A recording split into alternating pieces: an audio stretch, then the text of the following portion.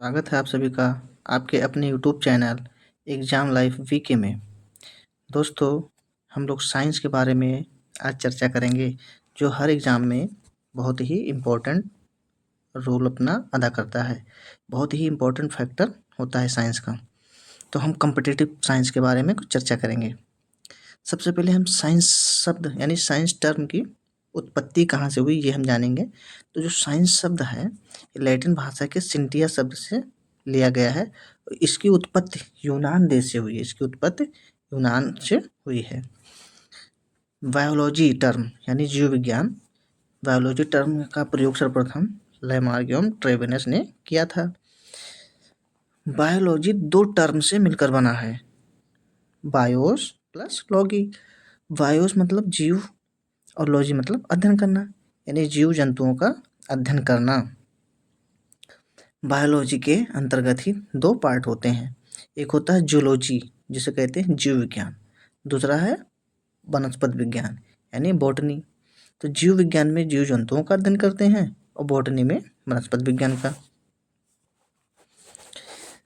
Father of zoology यानी जीव विज्ञान के जनक कौन है? Father of zoology, father of zoology अरस्तु, यानी जीव विज्ञान के जनक जो हैं अरस्तु हैं। अरिस्टोटल, इंग्लिश में कहते हैं अरिस्टोटल। इन्होंने पुस्तक लिखी, यानी अरस्तु की जो पुस्तक है उसका नाम है हिस्टोरिका एनिमिलिया। Historica Animalia. इसमें इन्होंने 5000 से अधिक जंतुओं का वर्णन किया था। फादर ऑफ बॉटनी, वनस्पति विज्ञान के जनक थियोफ्रेस्टस हैं। इन्होंने जो पुस्तक लिखी उसका नाम था हिस्टोरिका प्लांटेरम। इसमें इन्होंने 500 नए पौधों का वर्णन किया, और जो थियोफ्रेस्टस हैं वो अरस्तु के ही शिष्य हैं। कल्चर, कल्चर शब्द से हम लोग क्या समझते हैं?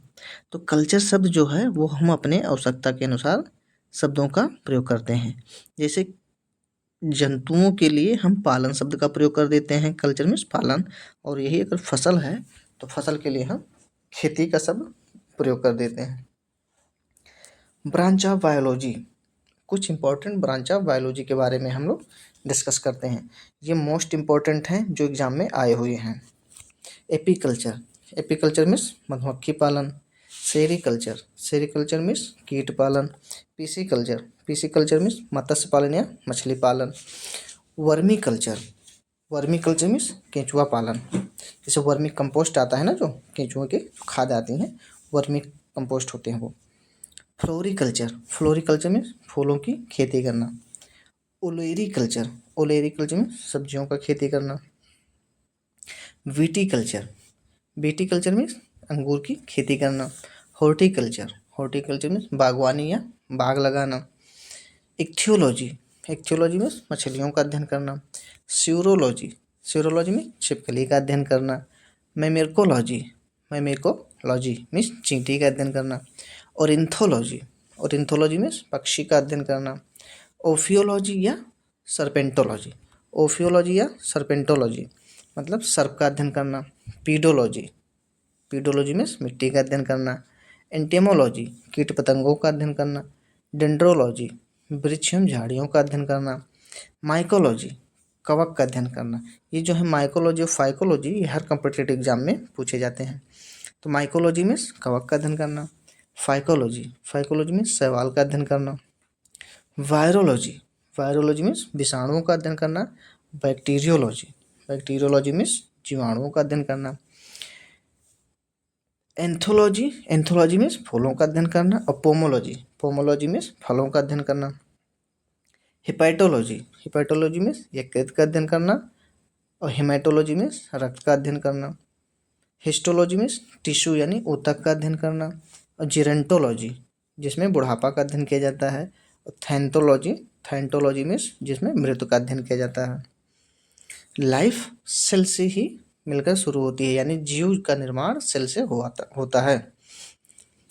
तो हम पढ़ेंगे सबसे पहले सेल, यानी जीवों का निर्माण कैसे हुआ। तो सेल का अध्ययन साइटोलॉजी में करते हैं, यानी कोशिका का अध्ययन साइटोलॉजी में करते हैं। साइटोलॉजी दो टर्म से मिलकर बना है, साइटो प्लस लॉजी। साइटो मतलब होता है सेल और लॉजी में अध्ययन करना। यानी जिसमें कोशिका का अध्ययन किया जाता है। साइटोलॉजी में कोशिका का अध्ययन किया जाता है। कोशिका यानी सेल किसे कहते हैं? कोशिका सजीवों की सबसे छोटी इकाई होती है। कोशिका सजीवों की सबसे छोटी इकाई होती है, यानी शरीर के सबसे सूक्ष्मतम पार्ट जो है वो सेल है। कोशिका सजीवों के शरीर की क्रियात्मक एवं संरचनात्मक इकाई है। यानी जो सेल है वो लिविंग वर्ड्स के स्ट्रक्चर एंड फंक्शनल यूनिट का स्मॉलेस्ट पार्ट है। मानव शरीर की सबसे बड़ी कोशिका क्या है? मानव शरीर की सबसे बड़ी कोशिका क्या है? तो इसे कहते हैं अंडाणु यानी ओवम, जो फीमेल में पाया जाता है। मानव शरीर की सबसे छोटी कोशिका शुक्राणु है। यानी मानव शरीर की सबसे बड़ी कोशिका ओवम यानी अंडाणु, और मानव शरीर की सबसे छोटी कोशिका शुक्राणु यानी स्पर्म। कोशिका यानी सेल की खोज 1665 ईस्वी में रॉबर्ट हुक ने किया था। रॉबर्ट हुक को ही फादर ऑफ साइटोलॉजी कहते हैं। रॉबर्ट हुक को ही फादर ऑफ साइटोलॉजी कहते हैं। और इन्होंने जो सेल खोजा था कार्क के रूप में, और वो डेड था, उसका नाम दिया था कोशा। और इन्हें स्वयं एक निर्मित किया था सूक्ष्मदर्शी, उसी से देखा था। इन्होंने अपनी पुस्तक माइक्रोग्राफिया में ही इसका वर्णन किया है। इन्होंने जो कोशिका का अध्ययन किया वह मृत कोशिका थी। जीवित कोशिका का अध्ययन सर्वप्रथम 1674 ईस्वी में एंटोनियो वॉन लियोनहॉक ने किया था। किसने किया था? एंटोनियो लियोनहॉक ने किया था। और फादर ऑफ माइक्रोबायोलॉजी भी एंटोनियो वॉन लियोनहॉक को ही कहा जाता है। कोशिका विज्ञान का सिद्धांत दिया था स्वान एवं स्लाइडेन ने। किसने दिया था? स्वान एवं स्लाइडेन ने। इन्होंने कहा था सभी सजीवों का निर्माण कोशिकाओं से मिलकर बना है। कोशिकाएं एक या एक से अधिक मिलकर बनी होती हैं। तो जो यूनिसेलुलर हैं यानी एक कोशिकीय जीव हैं, यूनिसेलुलर, उसमें है माइकोप्लाज्मा, जीवाणु, अमीबा, यूग्लिना आदि।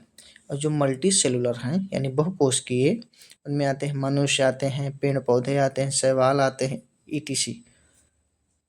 जो मॉडर्न सेल थ्योरी है वो किसने दिया था? मॉडर्न सेल थ्योरी यानी कोशिका का आधुनिक सिद्धांत 1855 ईस्वी में रॉबर्ट बिरचो ने दिया था। किसने दिया था? 1855 में रॉबर्ट बिरचो ने। उन्होंने कहा था ओमनिस सेलुला ई सेलुला, यानी ओमनिस सेलुला ई सेलुला, नई कोशिकाएं जो हैं पुरानी कोशिकाओं से ही द्वारा बनती हैं।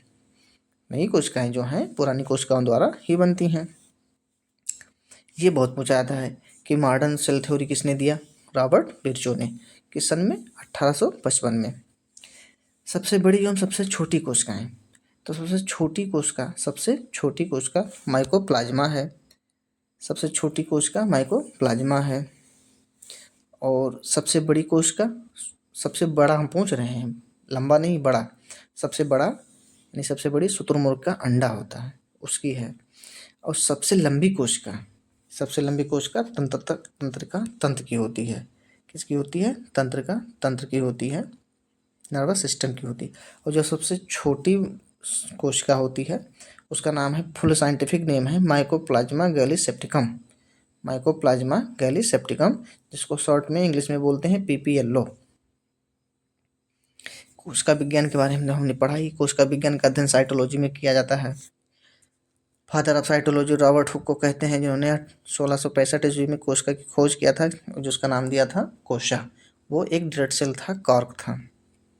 लिविंग सेल डिस्कवर्ड किसने किया था? एंटोनियो वॉन लियोनहॉक ने किया था 1674 ईस्वी में। फादर ऑफ माइक्रोबायोलॉजी भी एंटोनियो वॉन लियोनहॉक को कहते हैं।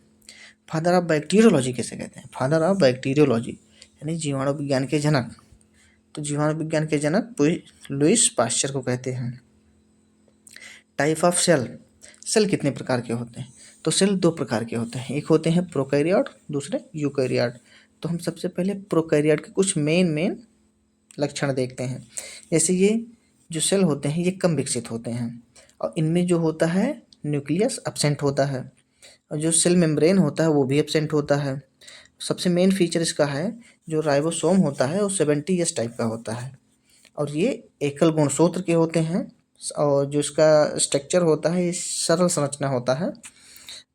और ये सबसे मेन है, ये यूनिसेलुलर होते हैं यानी एक कोशिकीय जीव होते हैं। जो प्रोकैरियोट हैं ये सब यूनिसेलुलर जीव हैं यानी एक कोशिकीय जीव होते हैं। और इसमें जो रिप्रोडक्शन होता है, जो प्रजनन होता है, वह द्विविखंडन द्वारा होता है, यानी बाइनरी फिशन द्वारा होता है। कुछ एग्जाम्पल जैसे जीवाणु, नीलहरी शैवाल यानी ब्लू ग्रीन एल्गी। और दूसरा टाइप होता है यूकैरियोट सेल। अब ये जो सेल है, ये सेल वेल डेवलप्ड होते हैं और इसमें न्यूक्लियस प्रेजेंट होता है, और जो सेल मेम्ब्रेन होता है वो भी प्रेजेंट होता है। इसमें जो राइबोसोम होता है वो 80 इस टाइप का होता है, और इसमें एक से अधिक गुणसूत्र उपस्थित होते हैं और संरचना इसकी जटिल होती है। और ये मल्टी सेलुलर जीव होते हैं। क्या होते हैं? मल्टी सेलुलर जीव। और इसका जो रिप्रोडक्शन होता है वो लैंगिक प्रजनन द्वारा होता है, नहीं सेक्सुअल रिप्रोडक्शन होता है। कुछ उदाहरण एनिमल्स, प्लांट, एल्गी, ईटीसी। अब कुछ वन लाइनर पॉइंट हम लोग देखते हैं जो एग्जाम के पॉइंट ऑफ व्यू से बहुत इंपॉर्टेंट है। जैसे न्यूक्लियस, केंद्र को क्या कहते हैं? कोशिका का मुखिया, सेंट्रल रूम ऑफ सेल। क्या कहते हैं? Central room of cell. कोशिका झिल्ली, सेल मेम्ब्रेन को क्या कहते हैं? कोशिका का द्वारपाल या custom inspector of cell. Ribosome को क्या कहते हैं?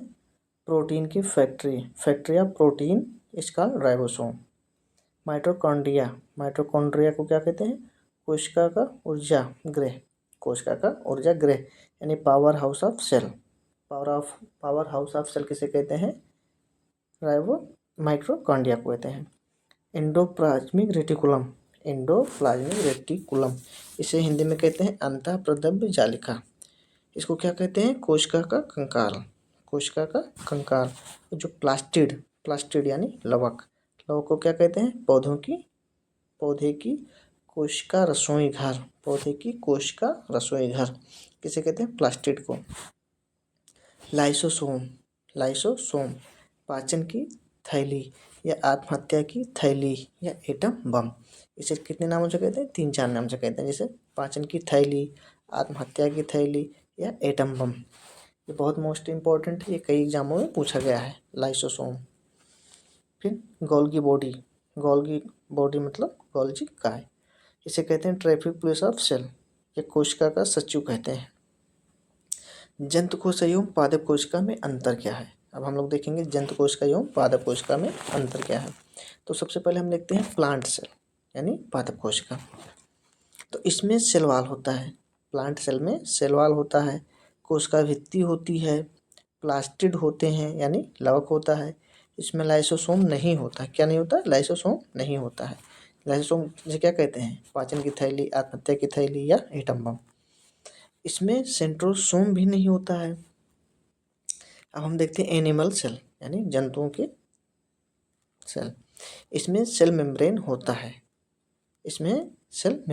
जैसे यानी प्लांट सेल में सेल वॉल होता था और एनिमल सेल में सेल मेम्ब्रेन होता है। इसमें प्लास्टिड नहीं होता है। और जो एनिमल सेल है इसमें लाइसोसोम होता है। एनिमल सेल में इसमें सेंट्रोसोम होता है जो प्लांट में नहीं होता था। ऊतक के कितने प्रकार हैं? यानी टिश्यू, यानी कई सेल मिलके टिश्यू बनाते हैं। टिश्यू कैसे बनते हैं? कई सेल मिलके टिश्यू बनाते हैं, यानी एक से अधिक सेल मिलके टिश्यू बनाते हैं। टिश्यू कितने प्रकार के होते हैं? टिश्यू 4 प्रकार के होते हैं। कौन कौन से? संयोजी ऊतक यानी जो संयोजन यानी तरल पदार्थ होते हैं, जैसे कि रक्त, अस्थि, लिगामेंट, ये क्या है? संयोजी ऊतक है। तंत्रिका तंत्र ऊतक कौन से बनाते हैं? ये तंत्रिका तंत्र बनाते हैं। पेशीय ऊतक, इसमें पेशियाँ बनी होती हैं। उपकला ऊतक मतलब जिसमें ग्रंथियाँ बनी होती हैं, पतली झिल्ली संरचना होती है, कान की जो संरचना होती है इत्यादि। अब हम सेल पढ़ चुके हैं। अब हम आते हैं सेल मेम्ब्रेन पे। किस पे? सेल मेम्ब्रेन पे। सेल मेम्ब्रेन को हिंदी में क्या कहते हैं? कोशिका झिल्ली या प्लाज्मा झिल्ली। सेल मेम्ब्रेन और प्लाज्मा मेम्ब्रेन सभी प्रकार के कोशिकाओं में उपस्थित होती है। सेल मेम्ब्रेन जो है सभी प्रकार के कोशिकाओं में उपस्थित होती है। जंतु कोशिका की सबसे बाह्य परत होती है। सेल मेम्ब्रेन जो है वो जंतु सेल की जो जंतु होते हैं वो सबसे बाहरी परत होती है। फास्फोलिपिड एवं प्रोटीन की बनी होती है, या जो है फास्फोलिपिड एवं प्रोटीन की बनी होती है। यह सेमी पर मेम्ब्रेन या अर्धपारगम झिल्ली होती है। जो इसका फंक्शन है, कार्य है, वो विसरण या फैलाव डिफ्यूजन, यानी अधिक सांद्र का पदार्थ जो है वो कम सांद्र की तरफ जाता है। गैस एवं द्रव दोनों में होता है। जो विसरण का होता है, फैलाव, या द्रव एवं गैस दोनों में, तो बशर्ते ठोस में नहीं होता है। परासरण यानी ओस्मोसिस, जब कम सांद्रता का विलयन अधिक सांद्रता के विलयन में अर्धपारगम झिल्ली को पार करके जाता है तो वो ऑस्मोसिस कहलाता है। जब कम सांद्रता का विलयन, ऑस्मोसिस समझ रहे हैं ना, जब कम सांद्रता का विलयन अधिक सांद्रता के विलयन की तरफ झिल्ली को पार करके जाता है तो वो ऑस्मोसिस कहलाता है। और यह केवल द्रव में ही होता है, यानी हाइपोटोनिक से हाइपरटोनिक की तरफ। सक्रिय स्थानांतरण यानी एक्टिव ट्रांसपोर्ट, पदार्थों के स्थानांतरण में कोशिका ऊर्जा खर्च होती है। सेल मेम्ब्रेन हो गया। अब हम पढ़ते हैं सेल वॉल यानी कोशिका भित्ति। यह जंतु कोशिका में उपस्थित होती है। कोशिका भित्ति जो है जंतु कोशिका में अनुपस्थित होती है, यानी जो सेल वॉल ये प्लांट में होता है और एनिमल में एब्सेंट होता है। उपस्थिति यानी कैसे होते हैं, ये वनस्पति या पेड़ पौधों में उपस्थित होते हैं, जीवाणु में होते हैं, कवक में होते हैं, फंगाई में होते हैं यानी फंगल में होते हैं। आउटर मेम्ब्रेन होता है, ये आउटर मोस्ट लेयर होता है, जो सबसे पेड़ पौधे की सबसे बाहरी संरचना होती है, सेल वॉल की बनी होती है। और सेल वॉल बनी होती है सेलुलोज से। सेल वॉल किससे मिलकर बनी होती है? सेलुलोज से। सेल वॉल किससे मिलकर बनी होती है? सेलुलोज से। जीवाणु की सेल वॉल बनी होती है। जीवाणु की सेल वॉल बनी होती है मेरिक्लेप्ट यानी म्यूरिन कॉम्प्लेक्स से बनी होती है, म्यूरिन कॉम्प्लेक्स से, या पेप्टिक ग्लाइकोजन से बनी होती है, पेप्टिक ग्लाइकेन से, या माइकोप्लाज्मा की बनी होती है। कवक की बनी होती है काइटिन से। न्यूक्लियस यानी केंद्रक, न्यूक्लियस की खोज रॉबर्ट ब्राउन ने की थी 1831 ईस्वी में। कोशिका यानी न्यूक्लियस कोशिका का मस्तिष्क, न्यूक्लियस को कहते हैं कोशिका का मस्तिष्क, कंट्रोल रूम ऑफ सेल, इसे कहते हैं control centre of the cell, कोशिका के नियंत्रण केंद्र। मैनेजर ऑफ द सेल, कोशिका का संचालक या प्रबंधक। न्यूक्लियस कंटेन जेनेटिक मटेरियल, यानी जो न्यूक्लियस होता है इसी में होता है जेनेटिक मटेरियल, डीएनए और आरएनए। केंद्रक के अंदर आनुवांशिक पदार्थ आरएनए या डीएनए उपस्थित होते हैं। डीएनए का फुल फॉर्म होता है deoxyribose nucleic acid. Nitrogen base plus sugar plus phosphate मिलकर डीएनए बनते हैं। ये न्यूक्लियोसाइड और न्यूक्लियोटाइड दो प्रकार के होते हैं। डीएनए न्यूक्लियोटाइड का बहुलक है। डीएनए क्या है? न्यूक्लियोटाइड का बहुलक है। डीएनए क्या है? न्यूक्लियोटाइड का बहुलक है, यानी नाइट्रोजन बेस और फास्फेट दोनों मिलकर बनते हैं तो न्यूक्लियोटाइड होता है। डीएनए की खोज फ्रेडरिक मिशन ने की थी। DNA double helix model Watson एवं क्रिक ने खोजा था। जो डीएनए का द्विकुंडलित मॉडल है ना, वो वाटसन एवं क्रिक ने खोजा था और इसी पे इन्हें नोबेल पुरस्कार मिला था। डीएनए जो है वो तीन प्रकार के होते हैं। ए डीएनए, बी डीएनए और जेड डीएनए। सबसे ज़्यादा डीएनए जो है वो बी डीएनए पाया जाता है। डीएनए और आरएनए में फर्क, डीएनए में डीऑक्सीराइबोज न्यूक्लिक एसिड होता है जबकि आरएनए में राइबोज न्यूक्लिक एसिड होता है। डीएनए द्विकुंडलित होते हैं और आरएनए एक कुंडलित होता है। डीएनए में नाइट्रोजन क्षार होता है और आरएनए में भी नाइट्रोजन क्षार होता है। तो डीएनए में जो नाइट्रोजन क्षार होता है उसमें एडेनिन, ग्वानिन, साइटोसिन एवं थियामिन होता है, और जो आरएनए में होता है एडेनिन, ग्वानिन, साइटोसिन और यूरेसिल होता है, यानी एक चेंज होता है। तो नाइट्रोजन जो क्षार होता है AGCT, यानी एडेनिन, ग्वानिन, साइटोसिन और थियामिन, और जो आरएनए में है वो AGCU होता है, यानी एडेनिन, ग्वानिन, साइटोसिन और यूरेसिल। डीऑक्सीराइबोज शर्करा होती है, उसमें राइबोज शर्करा होती है। इसमें पेंटोज शर्करा होती है, यानी 5 कार्बन होते हैं, और आरएनए में पेंटोज शर्करा होती है।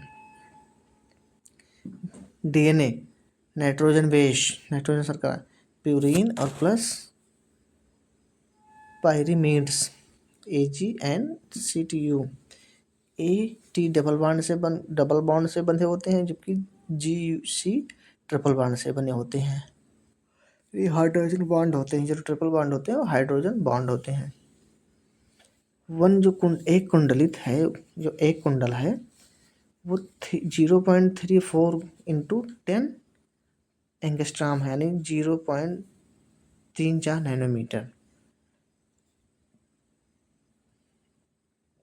अनुवांशिकी की मूल इकाई जीन होती है, और जो इसकी लेंथ है, नहीं आरएनए की, सॉरी, जो डीएनए का डबल कुंडलित हेलिक्स मॉडल है, उसका जो नीचे का पार्ट है, टोटल की डिस्टेंस 2 नैनोमीटर है, यानी 20 एंगस्ट्रॉम। अनुवांशिकी की मूल इकाई जीन होती है, और न्यूक्लियोटाइड यानी nitrogen base plus sugar plus phosphate मिलकर बना होता है। First genetic material is RNA, यानी प्रथम आनुवांशिक पदार्थ जो है आरएनए है। DNA is called blueprint of the cell, DNA को ब्लूप्रिंट ऑफ सेल कहा जाता है। आरएनए के प्रकार, आरएनए के प्रकार, तो एमआरएनए यानी मैसेंजर आरएनए, संदेशवाहक आरएनए, टीआरएनए यानी ट्रांसफर आरएनए यानी स्थानांतरण आरएनए, राइबोसोमल आरएनए यानी राइबोसोम में होता है जो जहाँ प्रोटीन का संश्लेषण होता है। अब हम सीधा आते हैं प्लास्टिड पे, यानी लवक। प्रेजेंट इन प्लांट सेल, जो प्लास्टिड होता है वो प्रेजेंट होता है प्लांट सेल में, और एनिमल सेल में एब्सेंट होता है। लवक के प्रकार, क्रोमोप्लास्ट इसको कहते हैं वर्णी लवक, ल्यूकोप्लास्ट अवर्णी लवक, और क्लोरोप्लास्ट यानी हरित लवक। क्रोमोप्लास्ट यानी वर्णी लवक, इसे ही रंगीन लवक कहते हैं। इसके पास कैरोटीनॉइड वर्णक उपस्थित होता है। पेड़ पौधे को अल्ट्रावायलेट रेस से बचाता है, यानी यूवी रेस से बचाता है। हरे एवं सफ़ेद रंग के अलावा बाकी जितने पत्ती, तना, फूल, बीज आदि का रंग होता है, ये क्रोमोप्लास्ट के द्वारा ही होता है। जैसे कुछ एग्जाम्पल के तहत देखते हैं, ल्यूकोपीन, ये पिगमेंट है वर्णी लवक। ल्यूकोपीन, इसका कलर होता है रेड, और ये उपस्थित होता है टमाटर में। कैरोटीन में ये भी, इसका भी कलर रेड होता है, ये उपस्थित होता है गाजर में। एंथोसाइनिन, ये रेड और बैगनी दोनों होता है, एंथोसाइनिन रेड और बैगनी, सेब, अनार, लीची, मिर्च, बैगन, जामुन आदि में। जेंथोफिल यानी हल्का पीला, ये अमरूद में होता है, नींबू में होता है और आम में होता है। कुकुरमीन यानी कुकुरमीन येलो होता है, और ये हल्दी में होता है। कासीजेंथिन या पपाइन दोनों होता है, कासीजेंथिन या पपाइन, और इसका रंग येलो होता है, ये पपीता में पाया जाता है। ल्यूकोप्लास्ट, ये रंगहीन होता है, इसमें कोई भी वर्णक नहीं होता है, प्रकाश की में होता है। यह जो है ल्यूकोप्लास्ट, ये प्रकाश की अनुपस्थिति में होता है। और अधिकांश जो सफ़ेद फूल होते हैं, आप देखते हो सफ़ेद फूल अधिकांश रात में ही खिलते हैं, जैसे रात की रानी, चमेली, ETC। सफ़ेद कलर, अब ल्यूकोप्लास्ट किस में उपस्थित होता है ये भी जानते हैं, सफ़ेद कलर में होता है, फूल में होता है, जड़ में आदि जितने भी सफ़ेद रंग हैं वो ल्यूकोप्लास्ट के द्वारा ही होता है। ल्यूकोप्लास्ट